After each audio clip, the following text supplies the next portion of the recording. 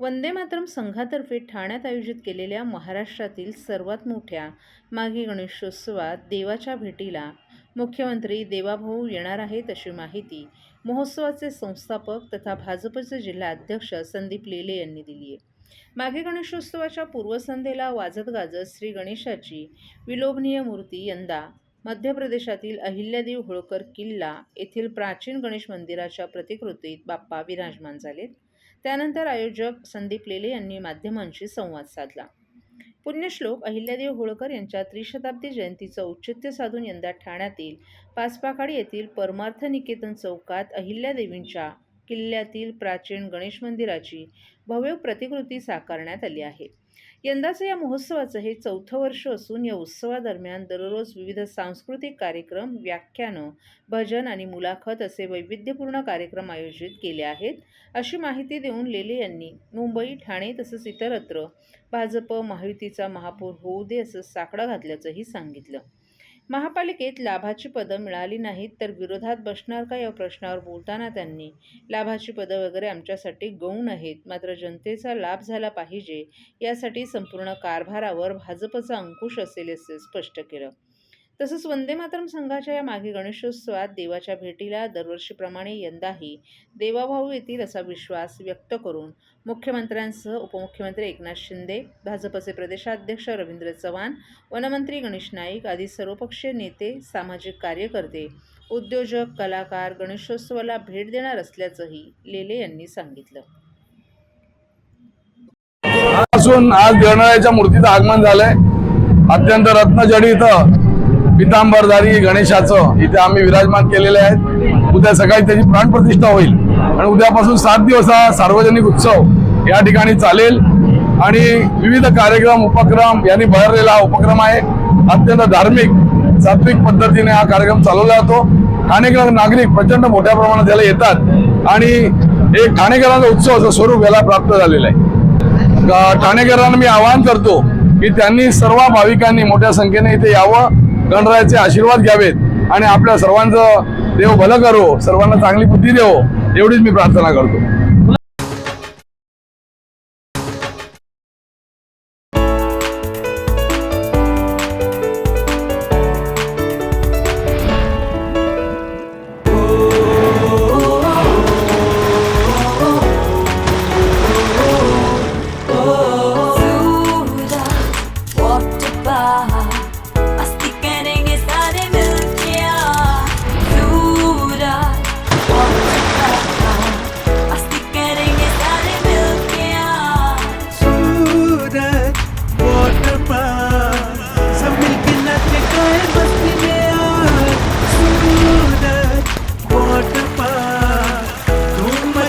सब मिलके आज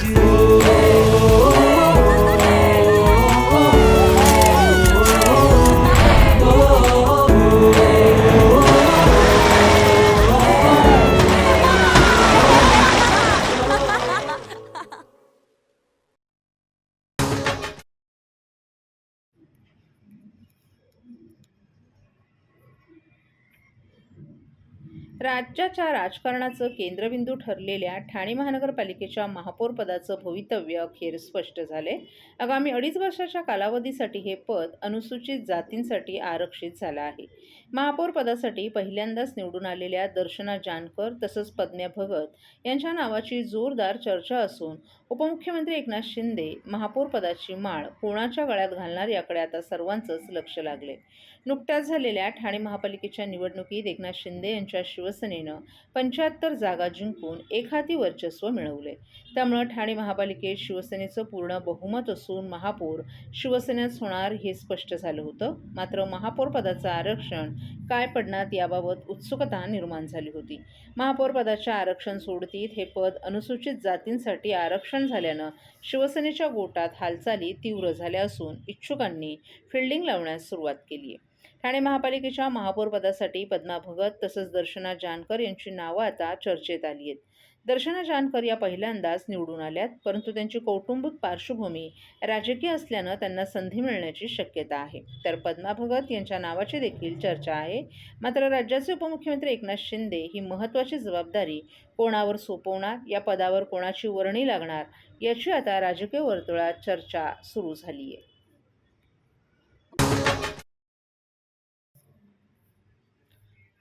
सहर शेख हे MIMचे नगरसेवक असून त्यांना लोकांच्या भावना दुखावतील असं भाषण करू नका, अशी पोलिसांनी समज दिली आहे. MIMचे नवनिर्वाचित नगरसेवक सहर शेख यांनी आपल्या भाषणात पुढच्या 5 वर्षात मुंब्रा हा संपूर्ण हिरवा करू या विरोधात आज किरीट सोमय्या यांनी एक निवेदन मुंब्रा पोलीस ठाण्यात दिलं आहे.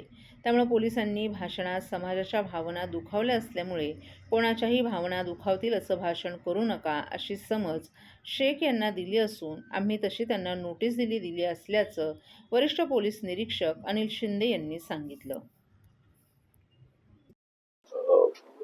येथे MIMची जी नगरसेविका निवडून आलेली होती सहार युनुस शेख, तिने एक भाषण केलं होतं. त्याच्यावर काही लोकांचा आक्षेप होता, बऱ्याचशा संघटनेचा वगैरे काही नेत्यांचा. त्याच्या अनुषंगाने आज BJPचे ज्येष्ठ नेते माननीय किरीटजी सोमय्या साहेब आणि सन्माननीय आमदार साहेब निरंजनजी डावखरे आणि त्यांचे सर्व शिष्टमंडळ मला भेटायला आलं होतं. त्यांनी सदर प्रकरणाबाबत आपण काय कारवाई केली याबाबत विचारणा केली आणि त्यांनी एक निवेदन दिलेलं आहे. परंतु जसं आम्हाला ते समजलं की त्या भाषणामुळे समाजामध्ये संभ्रम निर्माण झालेला आहे, काही लोकांच्या भावना दुखवल्या गेलेल्या आहेत. तर आम्ही त्या अनुषंगाने त्या जी सहार युनुस शेख आहे तिला बोलून तिचं स्टेटमेंट घेतलं आणि तिला नोटीस पण दिलेली आहे. इलेक्शनच्या पूर्वी पण जेवढे उमेदवार होते त्यांना सर्वांना आपण 168 अन्वये नोटीस दिली होती. हिला नंतर पण परत अशी तुझ्यामुळे समाजात संभ्रम निर्माण होईल, कायदा सुव्यवस्थेचा प्रश्न निर्माण होईल किंवा कोणाच्या धार्मिक भावना दुखवल्या जातील असं यापुढे भाषण करू नको वगैरे आज तिला कडक शब्दात समज दिलेली आहे लेखी स्वरूपामध्ये आणि तिने पण ती मान्य केलेली आहे. त्याच्यावर माननीय किरीटजी सोमय्या साहेब आणि निरंजनजी डावखरे साहेब आमदार साहेब यांच्याशी सखोल चर्चा झालेली आहे. तिचं अजून एकदा आम्ही तिला विचारून समज देणार आहे, तिला बोलवू आणि तिचं स्टेटमेंट रेकॉर्ड करणार आहोत.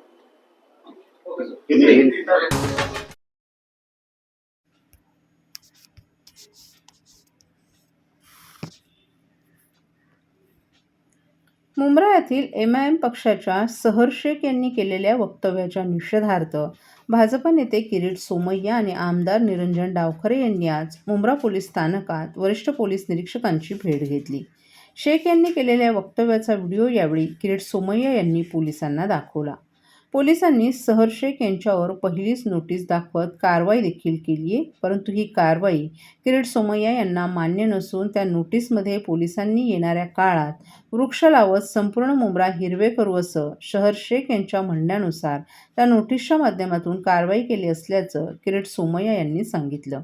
शेख यांच्या भाषणात कुठेही झाडे लावू असा उल्लेख नसून मुंब्रा येथील 20% हिंदू बांधवांना संपवण्याचा आणि त्यांना धमकावण्याचा हा केविलवाना प्रयत्न केला जात असून शेख यांच्यावर योग्य ती कारवाई करावी असं किरीट सोमय्या यांनी सांगितलं.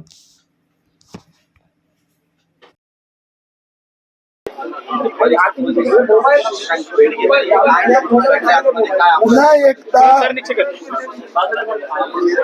या नवीन मुस्लिम लीग म्हणजे MIMच्या नेत्यांनी दिशाभूल करण्याचा प्रयत्न केला आहे. पोलीस स्टेशन येथे निरंजन डावखरे, आमचे स्थानीय प्रमुख भगत साहेब, आम्ही तक्रार दिली आहे. पोलिसांनी मला माहिती दिली, पत्र दाखवलं की MIMच्या नेत्यांनी माफी मागितली आहे, पण ती माफी दिशाभूल करणारी आहे. एक तर खोटं सांगतात की आम्ही झाडं लावून हिरवगार करणार होतो. त्या भाषणात त्यांचा अर्थ जो MIMचा हा गुपित प्लान आहे, त्याने मालेगाव मधून सगळ्या हिंदूंना हाकललं. मानखुर्द मध्ये 100% मुस्लिम झाले. आता मुंब्रा मध्ये 80% मुस्लिम, 20% हिंदू आहेत. त्या 20% हिंदूंना धमकी दिली होती. आता त्यांनी माफी मागितली, पण अशी माफी आम्हाला मान्य नाही. सर्व नागरिकांना आवाहन करण्यात येत आहे की सध्या डासांमार्फत पसरणाऱ्या डेंग्यू या आजाराचा प्रसार रोखण्यासाठी प्रत्येकाने पुढीलप्रमाणे कार्यवाही करावी. डेंग्यू आजार एडिस इजिप्ती हा डास चावल्याने होतो. या डासांची पैदास साचलेल्या किंवा साचवलेल्या स्वच्छ पाण्यामध्ये होते. 8 दिवसांपेक्षा जास्त दिवस पाणी उघडे व साचून राहिल्यास त्यात डास अंडी घालतात. अंड्यांच्या अळ्या तयार होऊन पुढे डास तयार होतात. यासाठी आपल्या घरातील पाणी साठे उदाहरणार्थ बॅरल्स, पिंपे, टाक्या, हौद, रांजणे इत्यादी दर आठवड्याला रिकामे करून घासून पुसून कोरडे करून पुन्हा भरावे. 1 दिवस कोरडा दिवस म्हणून पाळावा. पाणी साठ्यांना घट्ट झाकणे बसवावीत किंवा जुनी साडी, चादर, धोतर यांनी बांधून झाकून ठेवावीत, म्हणजे डास त्यात जाऊन अंडी घालणार नाहीत. घराच्या गच्चीवर, आजूबाजूला, अंगणात कोठेही पाणी साचू देऊ नये. भंगार सामान उघड्यावर टाकू नये. उदाहरणार्थ टायर्स, प्लास्टिक सामान, कुंड्या, टाकाऊ वस्तू इत्यादी. अशा सामानात पावसाचे पाणी साठून त्यात डेंग्यूच्या डासांची पैदास होते. घरातील कूलर्स, फ्रीजच्या पाठीमागील ट्रे हे देखील वेळोवेळी कोरडे करावेत. लक्षात ठेवा, नुसत्या फवारणीने डास घनता कमी होत नाही, तर त्यासाठी डास पैदास ठिकाणे नष्ट करणे ही आपल्या सर्वांची जबाबदारी आहे. कोणताही ताप अंगावर न काढता जवळच्या शासकीय रुग्णालयात मोफत औषधोपचार घ्या. अशा प्रकारे नागरिकांनी सहकार्य केल्यास डेंग्यूचा प्रसार रोखणे सहज शक्य आहे.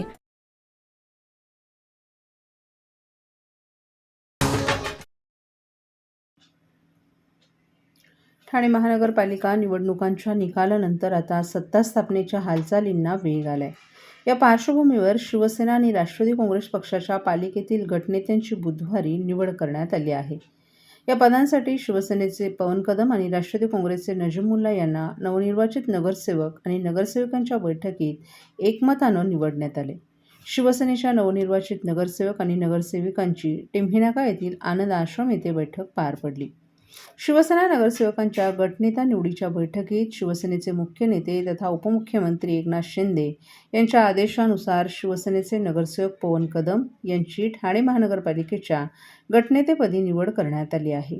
यावेळी खासदार नरेश मस्के, माजी आमदार रवींद्र फाटक, ठाणे जिल्हा महिला संघटक मीनाक्षी शिंदे, युवासेनेचे कार्याध्यक्ष पूर्वेश सरनाईक आणि पदाधिकारीही उपस्थित होते. राष्ट्रवादी काँग्रेसच्या नवनिर्वाचित नगरसेवक आणि नगरसेवकांची बैठक ठाण्यात पार पडली. या बैठकीत राष्ट्रवादी काँग्रेसचे नगरसेवक नजीमुल्ला यांची ठाणे महानगरपालिकेच्या गटनेतेपदी निवड करण्यात आली. यावेळी माजी खासदार आनंद परांजपे, नगरसेवक सुहास देसाई, राजन किरणे आणि इतर पदाधिकारीही उपस्थित होते. शिवसेनेतील विविध कार्यक्रम आणि निर्णयांचं केंद्र असलेल्या टिंभिनाका परिसरातून पवन कदम पालिकेवर यंदा निवडून आलेत. याआधी पालिकेत स्वीकृत नगरसेवक म्हणून कदम यांनी एंट्री घेतली होती. मागील टर्ममध्ये त्यांच्या पत्नी पल्लवी कदम या निवडणुकीत विजयी ठरल्या होत्या. त्यांची उपमहापौरपदी वर्णी लागली होती. शिवसेनेच्या अनेक ज्येष्ठ नगरसेवकांची नावं या पदासाठी चर्चेत असताना कदम यांना ही संधी देत उपमुख्यमंत्री शिंदे यांच्या विश्वासू असलेल्यांना संधी देण्याची खेळी या निमित्तानं करण्यात आली आहे. राष्ट्रवादी काँग्रेसचे नजीमुल्ला यांनी याआधीही पालिकेचं गटनेतेपद भूषवले. त्यांनी महापालिकेत विरोधी पक्षनेत्याची भूमिका बजावताना सत्ताधाऱ्यांना अंगावर घेतले. पालिका प्रशासनावर वचक आणि अभ्यासू नगरसेवक अशी मुल्ला यांची ओळख असल्यानं पक्षातील फुटीनंतर देखील त्यांनाच या पदी कायम ठेवण्यात आले.